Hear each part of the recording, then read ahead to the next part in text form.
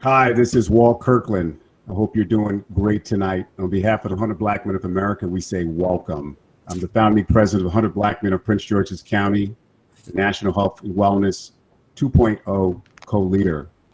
Today, we've assembled a panel that I'm thinking will really be engaged. It's the intersection of COVID-19 health disparities and the urban firearms violence for public health approach to prevention. Dr. Mike McGee has assembled a panel to talk about that today, and we say we appreciate you. What I'd like to do is kind of talk about some of the objectives.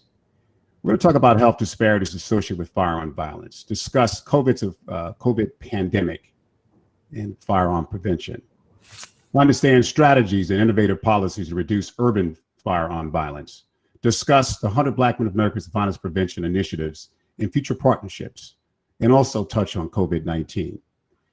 So what I'd like to do now is kind of go through our panelists. Again, I'm Walt Kirkland. And Dr. Mark Alexander, could you say a couple words, Dr. Alexander? Greetings from Oakland, California. My name is Mark Alexander. I'm the National Secretary of 100 Black Men of America, and I'm 100 Black Men of America's Health and Wellness Chair. Thank you, Dr. Alexander. Thank you for your leadership. Also, I want to introduce one of our students, a member of the Collegiate 100 chapter of Georgia State, Nigel Walton. Can you say hello, Nigel? Good evening. It's great to be here, saying hello from Atlanta, Georgia. It's going to be a great event and looking forward to it. Thank you. Thank you, Nigel. A new member, I'm excited to say, of the Cochran firm, Mr. James Carter. Could you say hello, Mr. Carter? Yeah, greetings, James Carter from New Orleans. I'm the managing partner of the Cochran firm Trials and Mass Torts, but I'm also the former criminal justice commissioner for the city of New Orleans. Thank you very much. Welcome, Mr. Carter. We appreciate you, brother. We'd like to also bring in Dr. Griggs. Dr. Griggs is out of Louisiana, and boy, he's been going through a lot in his state. Could you say a couple words, Dr. Griggs? Good evening, and thank you for having me. My name is Dr. Eric, Community Medicine Director at Access Health down here in New Orleans, in Louisiana. I'm the National COVID Chair for the 100 Black Men of America, and just to let you know, we're surviving and we're getting through this. We call it a hurridemic, COVID and hurricanes and everything else. You're amazing, Dr. Griggs. Thank you. And let's pass it off to Dr. McGee, the chair of the Action Committee. Dr. McGee, can you say a couple words? Greetings. Thank you all the way from Chicago and Indiana. Thank you for my esteemed panelists for being here. I want to get right to the chase. We have an awesome presentation that we have set up for you just to give you the facts, Jack. So our topic, as Walter said, is the intersection of COVID-19, health disparities, and urban firearm violence. And what are we going to do to help prevent it? And so essentially, this is me in brighter days when I could be in my ER as an ER doc without a mask, without a shield, without anything. I'm not only the current national chair for 100 Black Men of America Violence Prevention Committee, but I'm also the chair for ACEP, which is the American College of Emergency Physicians. These are all the ER docs all over the country. We have a firearm violence and injury prevention committee that I'm the chair of. I'm also a part of the NMA, which are all the Black docs all over the country, trauma task force as a member. And as I said before, I'm an ER doc. So I'm seeing it left and right. And this is me now that we have a resurgence of the Delta variant, and I'm back in that dreaded welder's mask to protect myself. So our objectives, we already kind of mentioned it real quick. I'm not even going to shoot over it again. I want to basically, and no pun intended with the shoot over, but that's what this is all about. This is how the United States compare to other countries. As you can see at the top, we lead the pack in terms of the amount of homicides we see in our country when you compare us to other countries. If you look here, and you look at health disparities, and in terms of racial groups, Blacks, 19.4 risk of being killed by gun violence as opposed to whites who are 2.5. And this is in all countries. You look at kids and teenagers, as you can see, once again, United States, 3.24 per 100,000 kids, as opposed to Canada, which is 0.75. So that's truly a travesty in terms of why you're seeing a lot of our kids dying. Now, this is facts from the CDC, which I've updated. I've kept tabs of this for probably the past 4 years. And already the numbers have gone up. So already every day, 41 kids under 18 are being shot. As you can see, a lot of people die every year from gun violence. 2,300 are kids under 18. And that number in parentheses is what it was 2 years ago when it was 95 people dying per day. Now it's 109 people dying per day from gun violence. And now, again, in 2 years ago, 9 kids a day died under age 18. Now it's 13.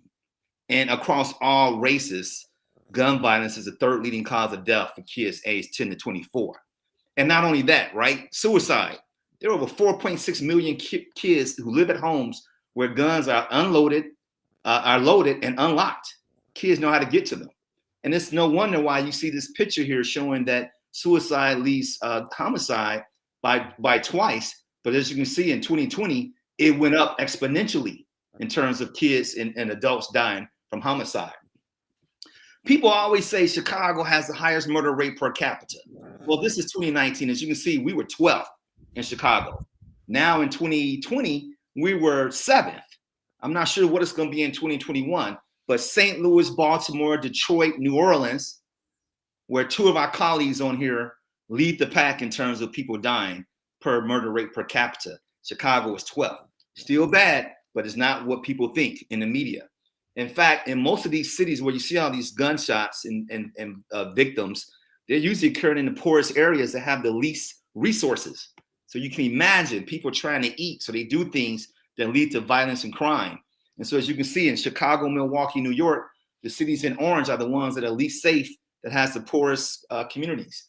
And this further depicts it in Chicago. And that middle area shows in Riverdale and Inglewood, where you have 98% Blacks. Well, they have high homicide rates. If you go down to our white areas where there's more, people who are more affluent and resources, it's a low number of African Americans, and they have a low number of homicide rates. So that's, again, a disparity. And again, Black lives do shatter. We are dying exponentially. And if you look at data from the homicide from FBI, it shows data for Blacks who are being killed.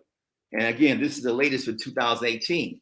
What's striking about this is that Blacks are victims 18 per 100,000, where whites are 2.83, similar to that United States data I showed you. Black homicide victims mainly are males, 87%, 13% are women, and they're all killed basically with guns.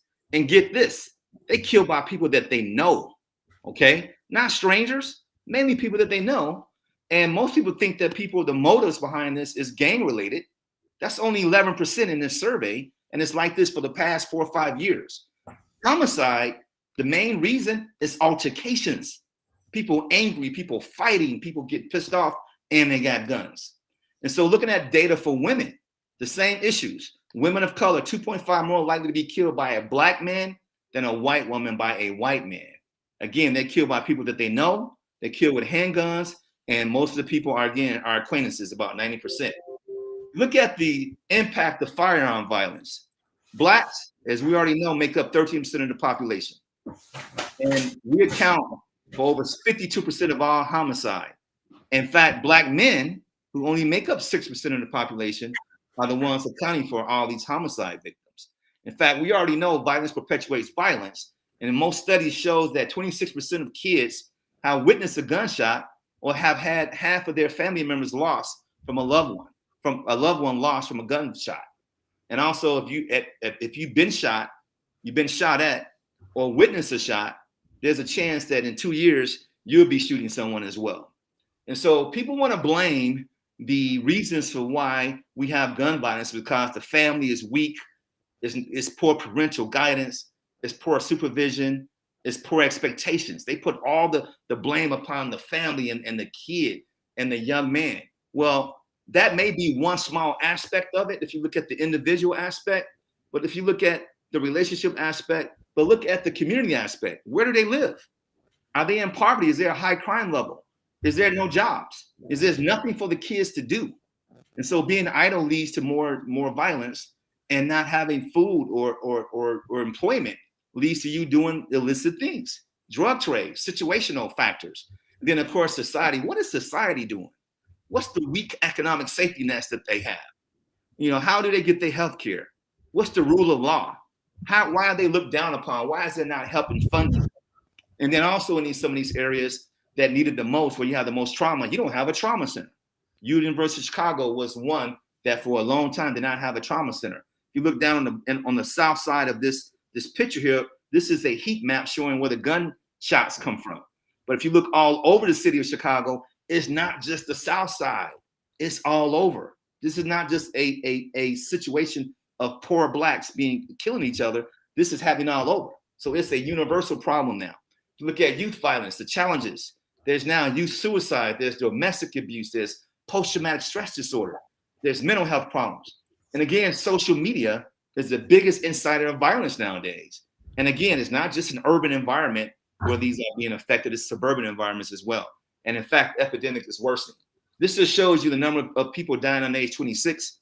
At first, motor vehicles was leading that. And now as we go out towards 2021, we're seeing that gun violence is what's leading people to die. And you guys all know somebody on here that's died either from a insane person with a AK-47 killing millions of people or a lot of people, or a young black man or young Hispanic man shooting another black man or a Hispanic man. So that's a travesty that we got to change. It's preventive. In fact, looking at kids that have died, the age where the cities where it's happening at the most, Chicago jumps up. But Wilmington, Delaware leads the pack in terms of kids dying from gun violence. Chicago second, Savannah, Georgia is next. And again, New Orleans is number 4. And so it's happening. Fire cause of death for black kids, children and teens. It has to change. This is just a picture from my nonprofit that shows that the number 1 killer for young black men aged 10 to 24 is homicide. And the number 2 killer for young Hispanic men is homicide. That information is so important. I wanted to reiterate this again from the CDC, showing those numbers again, that is truly something that we need to do something about. Again, if you look at this in blue, those are black men dying from homicide. And in orange, those are firearm-related death that comes from unintentional injury or suicide. Yes, black people do commit suicide. And it's happening now in the last several years more than ever. And kids are having a bunch of post-traumatic stress that leads to mental health problems and leads to all kinds of issues that prevent learning and education and them from being all they can be. So we got to have those wraparound services. Just switching over to Delta variant and COVID, which is what we had, which was the Alpha variant. Now it's mutated because we didn't have enough people getting their vaccines. And now it's caused this mutation that's caused the Delta variant, which is bigger and badder and more easily spread. We already know during the first wave of this, we had a disproportionate number of black people dying from COVID. These are the cities that was affected where you have the percentage of blacks people. And now you see on the right side where we had the large number of people dying from death. And now we know that blacks make up 13.4% of the population, but account for over 50% of all COVID deaths. Again, when the COVID hit, we had essential stores that were open and guns was one of them. And people bought guns galore. And they act as though Obama was back in office again when they was buying guns back in that time. And now they started doing it again. And so now we have that intersection of guns and COVID-19. And not only that, the other factors that have led to why you're seeing people dying so much in 20 and 21. We not only had the COVID outbreak, the social determinants of health were affected, but then you had people in isolation. And think about that young, angry teenager who's being raised by his grandparents, and both his grandparents died suddenly from COVID, and they couldn't even go to the funeral. Now you got a young, angry man out there just ready to do all kinds of bad things. And then alcohol, liquor stores didn't close. We have drugs and all those things. And then you have the things you saw on TV with racial injustices and inequality. And then you had over and under policing and police brutality. And now you throw in poor education and digital divide and not even being able to go online and learn, and then hunger, and then poverty and loss of jobs and economic recession, and then finally despair, social unrest, feeling hopeless, not having mental health care, and then you throw in some guns, and what you get a ticking time bomb. And the way I look at it, COVID and firearm violence are the same disease. Blacks make up 13% of the population, but account for over 50% of all deaths from COVID and homicide. And they're both out of control. They both need resources. They both have made social determinants of health much worse. Again, 6% of the population, black men, 52% of all homicides. We got to do something, y'all. And this again just shows that guns, COVID-19, and social isolation just don't mix. In fact, we know that gun purchases went up because by the end of the year, over 80% of more background checks have been done, almost double what we had in 2019. And this, again, middle of the year last year, we started seeing all these cities having increases in deaths. You know, cities like Milwaukee and Minneapolis and New York all had increases. And then we saw with data, we saw these spikes in cities like Seattle and New Orleans and Atlanta and Georgia. So it's just a sad sum. And now we know at the end of 2020, we had over an increase of 25% in murders. In fact, even suicides took a bump. Look in 21, you see that big dip right there. It's showing you that more suicides occurred. And then look at this, comparing 2019 to 2020, we had more domestic violence in all cities. They went up, people angry. And so we now know 2020 was indeed the deadliest year in history where more than 3 million people died from senseless violence and COVID and everything else out there. And now, so far, 2021 is even worse. We headed for a bad trajectory. This is just in July, where we had over 230 people killed and over 600 people shot all across the country. And on the 4th of July, when you should be out with your family, we had gunshots at national baseball games. And at the end of the NBA finals in Milwaukee, 3 people got shot. And so the public health approach, first, you want to define the problem. You want to identify and highlight the risks and protective factors. You want to develop and test the strategies that work, and you want to ensure adoption of effective programs. And so we know the problem, right? We know the impact. All this gun violence between our own race is causing self-inflicted genocide. We have easy access to firearms. These guns are not locked up safely in your own home for those of you who are gun owners. We have health disparities. We have economic recession. We have social determinants of health being affected. And then we have no coping skills. We have no mental health care for people who need it the most.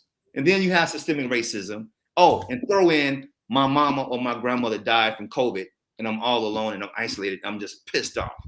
And so now, risk factors. We already talked about them. Also, if you're idle, if kids don't have a mentor or things to do, they get into bad stuff. Access to guns, systemic racism. But look at the protective factor. Family, mentoring, which is what 100 Black men do, and religiosity are very protective. In fact, this table right here shows you all the things that can prevent kids from doing the wrong thing. But importantly, resilience. You're going to always have that kid who's from the ghetto, who's been involved, who can get away, but not all kids have that resilience. They need a mentor. They need parents to be there. They need to achieve in school. They need to have safe schools. They need to have people who care so that these young men like this can now go on to college and make us very proud. So now we want to test what's out there, and then we want to ensure widespread adoption. These are programs that are prevention. The first 4 don't even work. School programs like Becoming a Man works. Programs like Students Against Violence Everywhere works. And of course, our very own 100 Black Men of America, these programs work. If we get these kids involved, they will grow. Now, there are 2 shooters. They're the ones we all talk about who are at risk, who comes from those specific neighborhoods. But nowadays, it's also everyone else. Everyone else is at risk of having a gun, being angry, and shooting someone. So you can't blame it on the neighborhoods anymore. That's why prevention has to be done. But then intervention is where you take those kids who are at high risk, who's been shot, who come to my hospital. Now I have a chance to intervene if I have the resources. These are 3 strategies that hospitals use. I'm not going to go into them because I'm going to talk about community intervention today. But right now, these 3 things are what hospitals use, and it costs a lot of money. And the model that works the best is the hybrid model, all 3. And in California, they have a program that reduced violence by 72%. And so this picture shows that these programs do work. They just cost a lot of money, and a lot of centers don't have them. And of course, there are limitations. They're expensive, and there are no grants. Now, there's some innovative programs out there, like what Dr. Rob Gore is doing in Brooklyn, like what my colleague, Dr. Pratt's doing at University of Chicago, and then our program that I started for Project Outreach Prevention. And we also, with the ASAP committee that I'm a part of, we're now going out doing campaigns. We're having talks with all kinds of political people. We're addressing the health disparities, and we're working on prevention, and we work with a team of surgeons as well. But right now, the way to do this is you got to have a holistic model where you start from the top, where you change in laws, you get into organizational practices where you have hospitals to now do trauma-informed care. You foster partnerships. We shouldn't be working in isolation. We should be working together.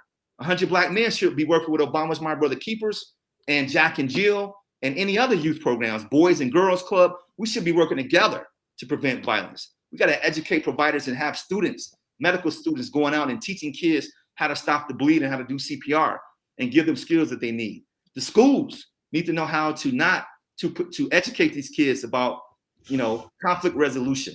And then most importantly, the kids at the bottom, they need to take ownership, which is what we're trying to do.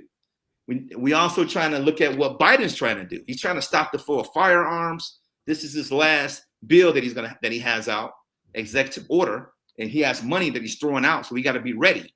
We got to provide law enforcement resources. That's what they have to do. We need the police still, but most importantly, we're going to invest in community violence intervention, expand jobs, and then also help incarcerated people. And so violence prevention strategy, simply, we got to recognize violence as a problem. We got to give the resources. We have to use child prevention laws. And 100 Black Men, our mission is to improve quality of life for all Blacks from middle school to adulthood. And what we're trying to do now, violence affects each of these pillars that we have, from education, health and wellness, to economic empowerment, to leadership and development. And now, how does this affect our pillars? Well, education, you can't study if you're scared and being bullied. So we got to figure out a way to really prevent that in schools. Economic empowerment, you can't achieve if you don't have a job. So 100 Black Men tries to do all those things, even trying to teach a kid how to dress properly and wear and have job, complete resumes and have job training skills and shadow and just basically being there and showing them what they can be. Leadership, what they see is what they will be. That's what it's all about. We have to encourage these young men to join our organization, as well as mentors from high-risk areas. We may have to change what we're doing. We can't get all the very smart kids from well-to-do family. We may have to go into some of the problematic areas and get kids and mentors from there. Just in terms of health and wellness, we all got to go out and recognize the number one killer for young Black men is homicide. Our chapters, and I'm finishing up the next minute or so. Some of our chapters are doing some outstanding job. This is Oakland, California, where our mentoring chair, Robert Smith, is going to be working with youth and teaching them how to stop the bleed with other police officers. Our very own Richard Byrd and the members of the Atlanta chapters have a gun violence prevention program where they just had meetings with all the police department, all the leaders there. So they're collaborating. And even in Charlotte, Lenny Springs and Aaron Means have a initiative where they're using billboards and bringing the community together to basically talk about violence. And this is one of their outstanding billboards so that people across the city can recognize what 100 Black Men are doing and try to emulate and prevent violence. And what we've done for our campaign in all of 2020, we had a program called Mask On, Violence Out, where we encourage you to prevent violence and to wear their masks, and they can win money. And so we've had pop-up virtual events where we had, actors from Papa from the Chi and Jake from the Chi, who are ambassadors. We've had events with Al Sharpton and former NFL player Walter Mendenhall, where we had talked about violence and how to resolve conflict. And this is our timeline for what we've done. And we just had a big event, National Youth Violence Prevention Week, where we had a huge national webinar talking about prevention. We've had a video that we created that's virtual, showing kids how to prevent violence by saving a life and stopping the bleed and learning CPR. And this is our timeline. And what we're doing right now, the crisis has gotten worse. We have a national initiative called Sleeves Up, Violence Out. And we have in 12 cities to be involved. Kids can now, basically submit a video and win prizes. There's an adult prize. And this is happening in 12 different cities. And we'll talk about it a little bit later. But there's criteria to participate. Kids have to go and watch this video to learn how to stop the bleed.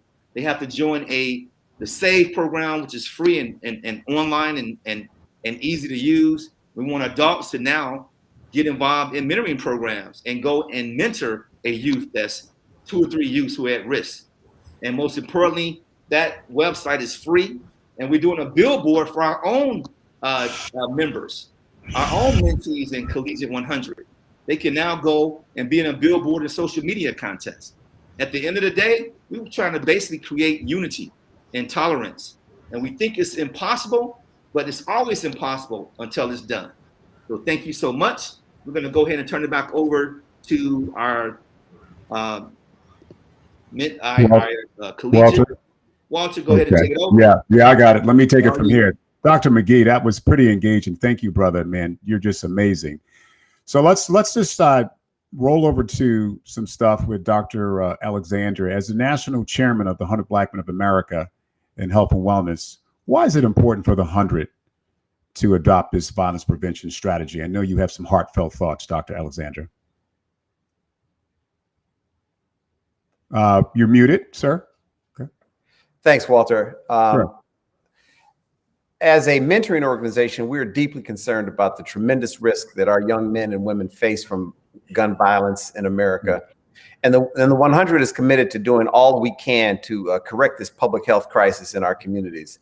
We are grateful to Dr. McGee for his leadership. He is on the front lines in the emergency room as our young men and women are being brought to treat their gunshot wounds, and also to treat our families who are infected by COVID. So we're grateful to you, Dr. McGee, for your leadership, and we look forward to really getting a handle on gun violence in our communities.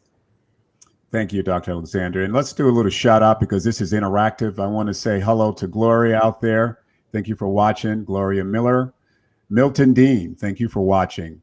Dwayne Halliburton, I appreciate you out there, man. And Kevin Kimball, appreciate your comments. And Edwin, how are you, buddy? You want to join the 100? We'll get back to you. Edwin Ezel. And thank you. Out of Lafayette, Louisiana. What's up, Ron Becker? Appreciate you, man. So let's get back to the questions. So again, this is a very interactive session. We're not just presenting, and we're trying to make a difference with the 100 Black Men of America. Dr. Eric Griggs, let's digress. Let's move over to you. New Orleans has been persistent in the top 10 of homicides per capita. How does this constant barrage of gun violence, as you see in New Orleans, has affected you and your family? And what recommendations would you suggest moving forward? Well, thank you for that question. We do have a history of gun violence. And again, as with all of the other social determinants of health, COVID-19 has just magnified and brought everything to the forefront. There's an unspoken, and it's particularly in our community, unspoken pandemic going on as well, and that is mental health. There's frustration, constantly being left out of the conversation. All of the excellent points that Dr. McGee brought up about losing loved ones to COVID-19 have been frustrating. We're tackling it. We're facing it head on, and conversations like this, the programs and the activities, and keeping it at the forefront of discussion when decisions are made, like we're doing now, is one of the solutions. The one thing that you do know that people have very full confidence in, being on the ground, being in community medicine, community health, is that we're not afraid to be on the ground in the community. As a matter of fact, it's where we live and where we thrive. So we have to continue to have the conversations and come together and change the narrative. Thank you, Dr. Griggs. Dr. McGee, you have any more comments from Chicago and Gary, Indiana, on this as it relates to violence? Yeah, it's a hard pill to swallow. Just seeing the absurd number of Black and browns that are dying unnecessarily. It's kind of like what I said. We all got to come together. We all have to go out, join a mentoring program where you actually get a background check. We want it to be done the right way. Can't have any predators out there. We want you to go out and do that. And then we want you to also find 1 or 2 kids at risk and don't play with them.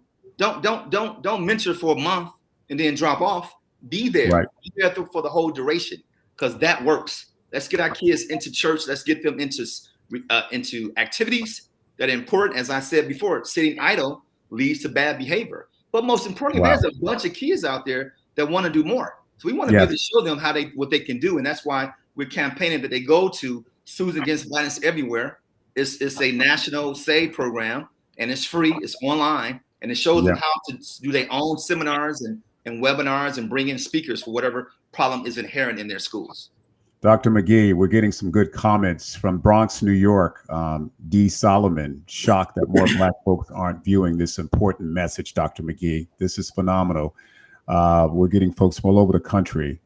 Melvin Brook, chairperson of the 100 Black Men of Beaumont, Greater Beaumont. Thank you for watching. So let's bring in our counselor at law there, the man sitting next to the man. Mr. Carter, what's your perspective on this violence as it relates to the nation's capital across the country? What are your thoughts, Mr. Carter? I know you have some passionate thoughts on this. Thank you. Thank you very much. First of all, I think it's a tragedy, and it's really sad to see the amount and scope of violence that's permeating our communities all too often. I just think the way that it has affected me is that it has compelled me to start to try to think outside of the box as to what kind of ways we can actually do some game-changing, disruptive thinking to change the paradigm. When you talk about a holistic approach to dealing with violence, you're talking about a holistic approach to doing everything, dealing with the mental issues, the educational issues, the economic issues, issues of responsibility, self-responsibility, et cetera. And we do know also that, as my wife would articulate, a 28-year educator who did some great things in the system down here in Louisiana, she would say that the only differential between individual achievement is opportunity, exposure, and experiences. So more than a couple of years ago, the federal government engaged in what was called the BRAC Commission, Base Realignment and Closure Commission, and decommissioned various military installations around the country. Wow. And many of those military installations were repurposed for a variety of issues. One of the things that I propose as a game changer and something disruptive in thinking is those individuals, those men, young men in particular, who are in our communities perpetrating certain degrees of violence, there is a trajectory for those individuals. You can look at certain indicators of predictive behavior, and there are ways to predict the outcome of certain lifestyles relative to violence. Yes. One of the things I'm interested in seeing us really examining, sort of like a boarding school military concept, repositioning those individuals in some of these closed bases in rural areas over year-long periods, multi-year periods, to change the construct before it gets out of hand in a preventive manner. Oftentimes they are in households that are headed by moms, and those moms need help. It will be a volunteer sort of deal. But I think the power and scope of the 100 Black Men in partnership with other progressive organizations could put together a paradigm in a sense that we can use a model in one of our cities to really change this once and for all. And I think more so, this is a matter of will, not a matter of something that we cannot do. It's a matter of will. When America decided to provide a stimulus for the auto industry, or to come up with trillions of dollars to bail out various institutions, dealing with the COVID situation, dealing with other situations for specific communities, America came up with the money. They came up with the money, millions, trillions, and billions of dollars, whether it be in perpetuation of a war or peace issues, peacetime issues. So it's more so a matter of will, whether or not America values the life of African-American men to the extent they're willing to make that sort of investment to repurpose, change, and disrupt this unbelievably horrid situation we have with the amount of violence. Colin Powell is famous for the Powell Doctrine, and it says that you have, when you get a defined objective, and that's what General Powell used to engage in, when he gets a defined objective, hit your target, hit the focus of that defined objective with overwhelming force. And that's what we need, and that's what the 100 Black Men, I think, can do. Man, Mr. Carter, that's really compelling. Thank you so much. I love it. Let's go to Nigel, the senior at college there. Nigel, what are your comments on this violence? We want to hear the younger generations. What's your perspective in terms of what you can do to improve the unity, and how do you react to this? What's your comments? I do really believe, being here in Atlanta, Georgia, it is so funny that we're talking about violence because even right now we have a mayoral election that is happening right now. And one of the grand things in this mayoral election that they're talking about is the problem of violence and the problem of crime and high murder rates that have happened in the past 2 years. So it is very concerning to me as someone who is young and someone who has had friends, even from my own high school, who have been murdered by gun violence. So it's very personal to me. And I really do believe at one level, it starts with individuals, it starts with that mentorship. Our Dr. McGee said, an idle mind. And I do believe that we are suffering in my generation from an idle mind. And I do believe that we must find a way to engage people who are my age. And you know, part of that is people who are like me, who are either in college or something like that, going back to our communities and mentoring those people. But also from a systemic point of view, it really takes us getting on the ground, and it takes us contacting our legislators and our policymakers and having them understand the effects of when Black and brown people, specifically Black and brown young men, are murdered, that it doesn't help not only our communities, but it doesn't help America in general. Thank you. And Andre Clay out there, this young man, Nigel, is going to be a lawyer, and he's going to be a great lawyer. So we're very proud of you, Nigel. Keep up the good work. Let's keep this show on the road here. And I love these comments, guys. Keep bringing it. Dr. McGee, they're talking about mental health is vital. We're going to hit that. Wellness in conjunction with preventive care. Dr. McGee talked about suicide. So Dr. McGee, let's give you two quick questions. Do you believe in the Black organizations coming together and doing their part to help combat gun violence, Black and brown communities? Why do you think it's important what has been done already? And I guess you're going to show your video, correct? Yeah. So I think, this task is too arduous. I think we can't wait for Biden. We can't wait for Congress to give us the money we need. I think we all got to start now. We all got to join forces. We had every HBCU, every Black church, every Divine Nine, every NBA player, college football player, anybody Black and brown came together and get a kid and put some resources in. We can overcome this problem on our own. We can't wait for them to give us, we can't wait for Congress to come up with the gun laws, because they moving slow. And at the same time, a lot of people are dying. A lot of our own families and friends and distant friends are dying. Way more than what any COVID ever did. So what we're trying to do is we have two videos, quick 60-second videos. We're going to show you what we're trying to do.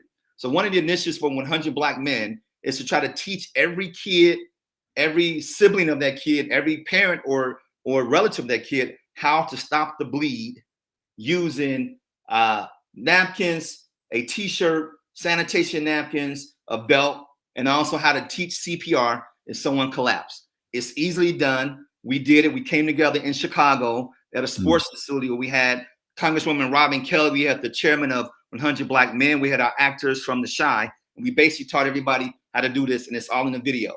And we're going to show that real quick. And then immediately after that, we're going to show you an innovative way of getting kids to get their vaccines and getting adults to want to go and get their vaccines. So all that's going to be one 60-second show. And we'll show that right now. Let's do it. Great. Awesome. What's poppin'? It's your boy DJ Nathan's Power 92 in the building right now. This is very important information. So what we're going to talk about today are a few quick tips that will help equip you all to be able to respond and potentially save a life. And when we are in a position where we can make a change, we have to be able to do it. Because this shows that you really, really care about what's going on and that you want to do something about it.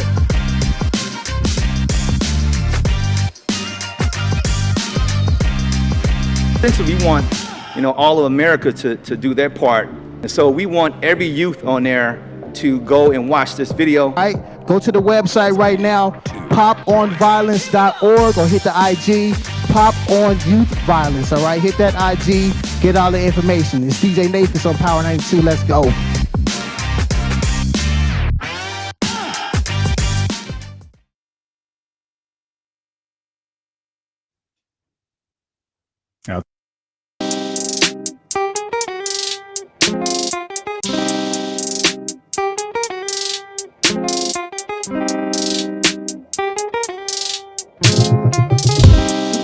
as an ER doc, this past year, 2020, was probably one of the worst years of my life.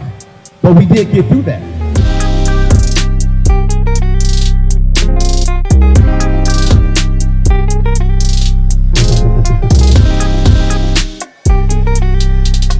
Raise your hand if you have somebody who got really, really sick from COVID. Just sick. Pretty much everybody up here. Now, raise your hand if somebody you know died from COVID. A friend or a family member. And so that's more than 90%. When everyone was shutting down their offices on March 13, 2020, I went down for the count. I got COVID. So we have work to be done.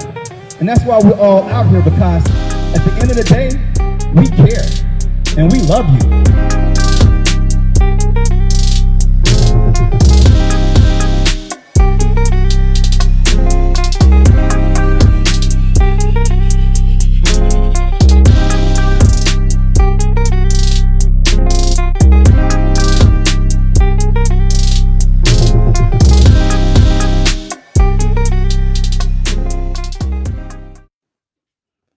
Boy, Dr. McGee, let's give him a round of applause, everybody. This guy is out here grinding. Thank you, Dr. McGee. We have a saying, people out there watching all over the country, what they see is what they will be. And Brother McGee is putting it down. Thank you, Michael.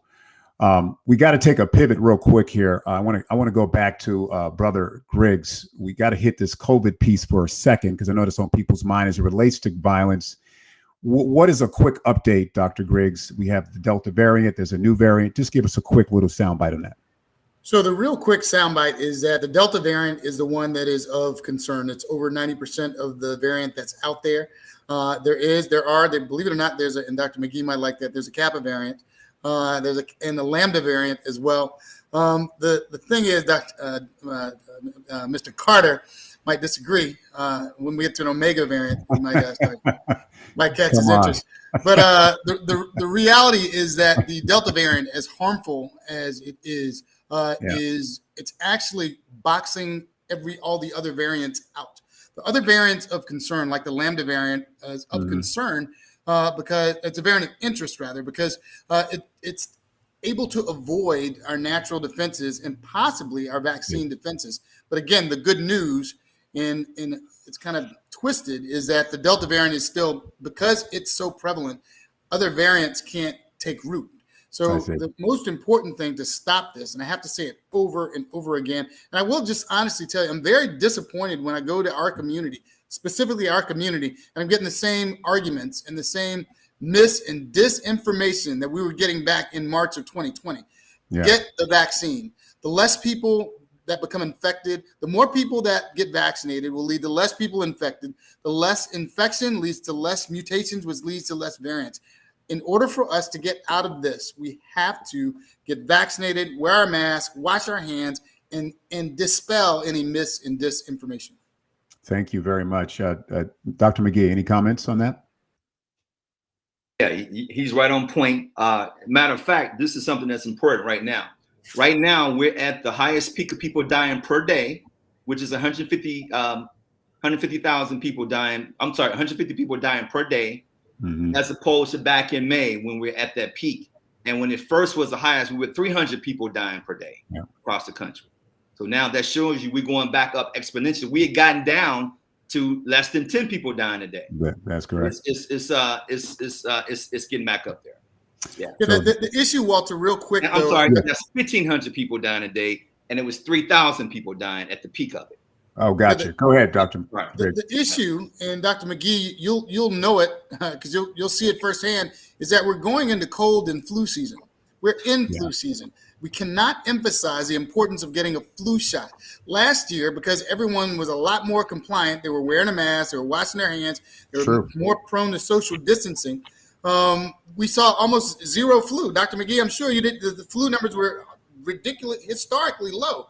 The problem now is that we don't know what's going to happen. The RSV, which is another respiratory virus that's very concerning, those numbers are up because people have just thrown caution to the wind. They're not wearing masks, they're not getting vaccinated, and they're not social distancing. What you don't want is to have the flu and COVID at the same time, because it can very well happen. So the numbers are up, the deaths are up, the hospital the ERs are full. Now's not the time to play around. Get your flu shot, get your vaccine, social distance, and wear your mask. Thank you. Thank you. So we want to touch that because COVID is pretty relevant. So let's just pivot back to some of this other violence piece. Matter of fact, an 8-year-old boy got shot, Dr. McGee, around the corner from me. He got shot in his head. He was playing in his house, and these thugs out there were shooting and shot him in the head, and he died. So it's a horrible thing that's happening in America, not just in Chicago, but in Washington, D.C. Attorney James Carter, let's get back to some real pressing issues for Black people. We're all aware of the policies of the Biden administration is trying to pass via an executive order. That would be curb strawberry purchases, trafficking, provide more resources to the police, funding more community violence prevention programs, jobs for youth, reentry programs for ex-criminals. Do you think this will help the firearm violence? Why or why not? I think that that's a start. It's a start. I do think, again, that it's important because of the regressive nature of the situation regarding those individuals who engage in that type of violence. It's important to overwhelm them with resources, not just those resources. We're talking about a holistic public health approach. And in that approach, in order to move the needle, first, we must identify those individuals who are involved in that type of lifestyle, who are developing into that type of lifestyle. And as we get good indication and identify those individuals, then we need to overwhelm them with resources. Those resources are good, but we need to overwhelm them. Oftentimes, individuals who are incarcerated, they come back out into the community. The recidivism rates are so high because they are thrown right back into the same situation that they were in before. And I just don't understand why America doesn't understand this simple proposition. You know, without all of the resources and the education and me going to this school and that school and getting all of the love and having the support of individuals like yourself, and my mom still mentoring me at 52 years old. I'm 52. My mom is 80 years old this year. Without that, we need that. We need all of that.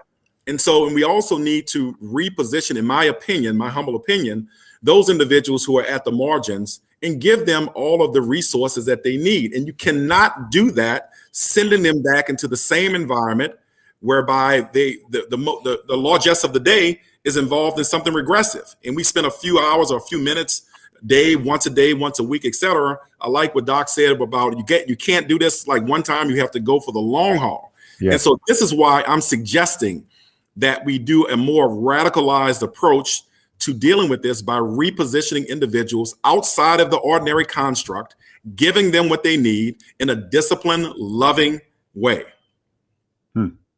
Wow. Let's bring in Dr. Alexander. You have any thoughts on that, Dr. Alexander? Well, first of all, I don't have any context for the violence that we're seeing now. I grew up in the Black community in the San Francisco Bay Area. And in those days, we never heard of any gun violence. I can remember a case where someone was shot with a rifle, and the person was apprehended, and it was in the local press for weeks. We followed it from the arrest to the trial. Nowadays, there's so many people getting gunned down that many people who get murdered, you never hear about it. It's never on the news. True. Right. So we just don't have a context for it. But we do know that we've got to stop the flow of weapons that are coming into our communities. When I was growing up, it was very difficult to get a gun. Now it's probably one of the easiest things to do.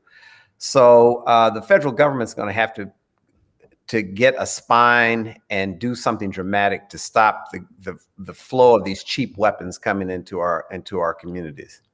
I agree. Let's go to Nigel. Nigel, you have a pretty emotional story. Did you lose a friend to gun violence? It is. I lost several friends, actually. So I am originally from Albany, Georgia.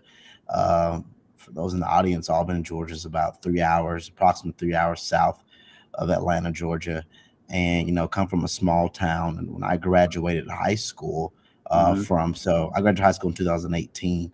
So coming up for 4 years. So in 4 years, if I can just off the top of my head, there have been about 6 people who have who've passed, and not just passed, but who've been murdered because of violence, and specifically gun violence in my community. And when we think of those 6 people, we just say, okay, well, in relation to Atlanta, well, that's 6. That 6 is small, but no, first of all, 6 people is still 6 people. It's still 6 lives. It's still 6 minds. And these are people who had families. I knew them. One of them, I was in choir. 2 of them were in band, so we really knew each other. So these are really 6 people, but also just impacts the community that I'm from, that we are losing really future leaders and future achievers who can create another difference in our communities, but we lose them to this violence. How does that make you feel, Nigel? It is, on one end, I am part of a generation that loves social media so much that because we are involved in social media so much, we have, I would say, become desensitized sometimes to this violence. But when we become desensitized to this violence, I do believe we tend to forget that it is not right that 5 of my friends were murdered. It is not right that that the crime is rising in Atlanta. But also I am hopeful because I have the great opportunity to go to college at Georgia State, and as a public policy major, I get to see and hear my fellow classmates talk about those solutions. But also I get to be on a panel like this where I see great men and I know a lot of women who are trying to do the hard work and the arduous task, as Dr. McKee said, of really speaking to our generation, but not only speaking to our generation, but living within our generation and really telling us that there is a better way. Nigel, how old are you? I'm 22. Man, you're amazing. If you're the next generation, we're going to be in good hands, right, guys? Yeah. So Yes. God bless you.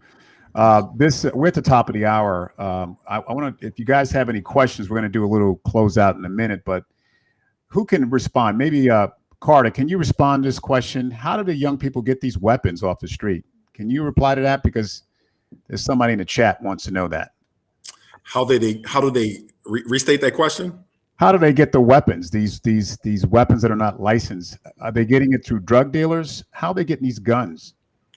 Are they building the guns?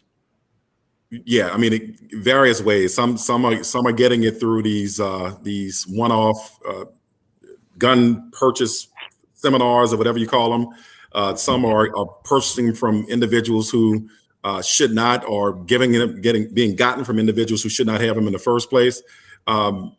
Some of them are buying them illegally. I mean, there's all kinds of ways the guns are getting into the community. Guys, sorry, go ahead. Go ahead, Doc. Strawberry purchases, you're right. But the number one reason, according to CDC and all the stats, they're getting it from families and friends who have guns in their house and they don't lock them up. Oh, man. That's atrocious. That's crazy. Well, Walter, there's also a national trend with car break-ins. They'll break into the cars and they won't take anything. They break the windows. They look for guns and money. And that's over the pandemic. You've seen the numbers spike with that. And it's groups of kids, 14 to 16-year-olds, 13-year-olds, breaking in cars and stealing guns. Yeah. You know what's interesting about that is that my dad grew up in a rural area in Hammond, Louisiana, which is a different culture as it relates to the relationship with guns. And we had many guns in the house. We didn't touch them. Right. Wow. That's crazy.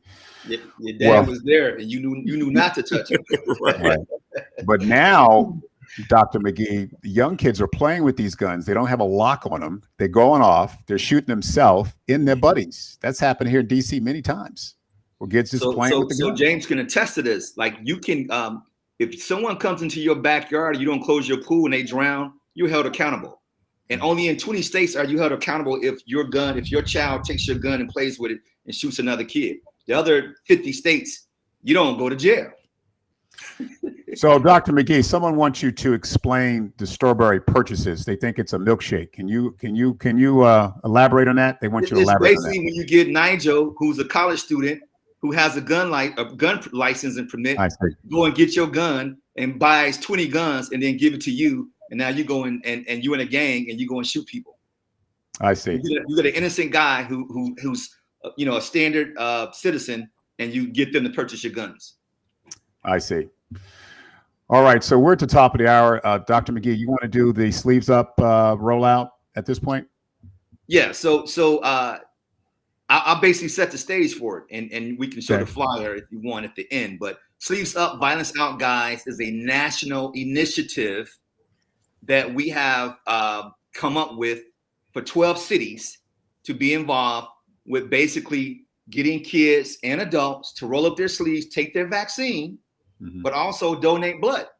What we didn't talk about is if you get to the hospital, if someone can hold pressure and stop the bleed, if you get to the hospital, if you're in shock, your blood pressure is 60/30, you need blood products. Well, depending on what hospital you're at, if it's a small urban hospital, you may not have the blood products you need to sustain your life until you get to the operating room. Because when the pandemic hit, people didn't go out. So people did not donate blood.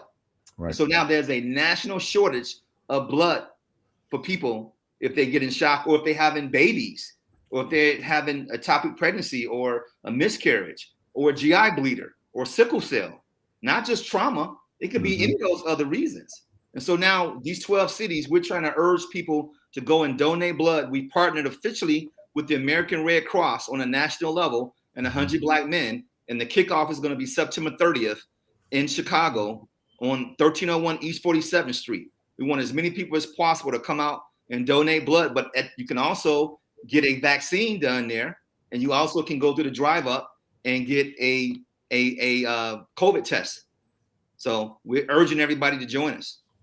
That's outstanding. So we're going to go ahead and kind of do a round robin. I hope this has been intriguing for you, as it's been for me, and your esteemed panel. You always bring the heat, every time we do this. So let's go round robin. Mr. Carter, what are your thoughts as we close out this segment and this programming? And again, welcome to the 100. We really welcome you, brother, from the Cochran firm. What's your thoughts? Yeah, I'm proud to be a life member now, and thank you very much for that. I just think that it's time to change the game, more disruptive thinking, game-changing thinking, and we have to change the environments and overwhelm the individuals who are at the margins and who are evolving into negative tendencies in the construct of this type of precipice we have in time. We have to overwhelm them with love and opportunities, experiences and exposures and resources. Nice segue to Nigel, because Nigel, we were in Atlanta, Nigel. You said something about someone loving you or caring about you. Can you elaborate what you meant by that? You said, if someone cares about me, I think I can do, versus someone doesn't care about me. Elaborate on that. Right. Yes, I mentioned the statement that was given by Dr. Cornel West at the beginning of every speech that he's ever made. And he says, I am who I am because someone loved me. And I can personally say, if someone I have been impacted by, really, I would say hundreds of people, even a lot of people, my mentors in the 100 Black men who have encouraged me and who have loved me to the point to say, even when I wasn't going to do something, they say, you are going to do it because this is what you are meant to do. Funny story, I was not trying to go to law school, did not want to be a lawyer. But then I had a mentor in the 100 Black men that said, you literally are made to do this. And that's why I'm doing that. So I do encourage those people, really speak into someone's life. And it can be as simple as really a conversation. But if you really want to impact them, really spend time with them. And I really just encourage y'all to go do that. Yeah, I think what you're saying is be authentic as a mentor, correct, Nigel? When you're authentic, because I found that with, finding the chapter here with 100 Black men. Once you're authentic, they'll believe in you. Dr. Alexander, what are your comments? Thank you for your leadership. And what are your comments about the topic tonight? Final comments. Oh, you're muted again. Okay. I'd like to say happy first day of autumn. For those of you who are on the fence, about getting vaccines, get off the fence. 100 Black Men says, get vaccinated today. Protect your families, protect your community. And next, I'd like to send a message out to all of our health and wellness committees and our 100 Black Men chapters across the country.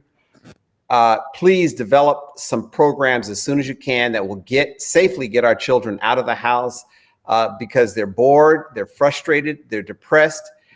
Get them out, let them get some sunshine, let them get some fresh air, let them get some good fitness, and we could turn this thing around. 100 Black Men is going to constantly work on this problem until we've stopped this unnecessary gun violence in our communities. And again, thank you very much, Dr. McGee, for your outstanding leadership.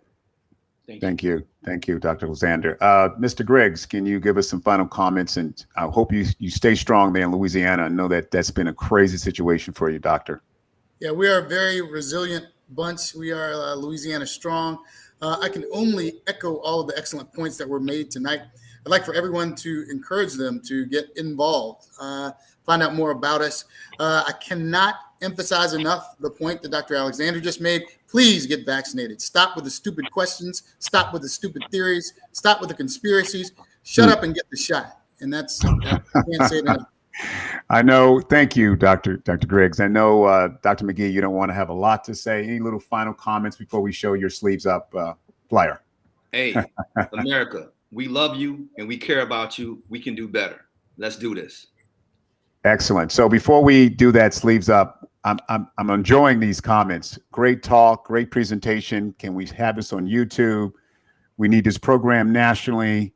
Must find a way to get our young people more positive programs like this program. So kudos to you, brothers, for what you're doing, Dr. McGee and panel. Delmar, can you show the flyer? And by the way, anybody watching, you can go to 100blackmen.org. That's 100blackmen.org to register.